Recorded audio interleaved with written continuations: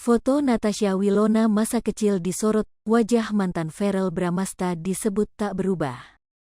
Foto Natasha Wilona saat masih kecil mencuri perhatian warganet. Melalui Instagram pribadinya, Wilona membagikan potret masa kecilnya bersama sang kakak, Frederica Claresta. Warganet pun memuji Wilona kecil yang imut dan cantik. Pada foto tersebut tampak Wilona dan sang kakak mengenakan baju tradisional China berwarna merah. Tampak Wilona tersenyum lebar menampakkan gigi putihnya yang tersusun rapi. Sedangkan sang kakak hanya tersenyum tanpa memperlihatkan giginya. Dalam foto tersebut, Wilona dan sang kakak sama-sama berambut pendek dan memakai jepit rambut. Little Willow dan Lala, tulis Natasha Wilona. Mantan Verrell Bramasta itu meminta netizen untuk menebak umur berapa dirinya dan sang kakak di foto tersebut. "Tebak umur berapa?" tanya Wilona. Warganet pun menduga Wilona saat itu berusia sekitar 5 atau 6 tahun. Sedangkan kakak Natasha Wilona diduga berusia 7 atau 8 tahun saat foto tersebut diambil. Namun tak sedikit warganet yang memuji kecantikan Wilona di masa kecil.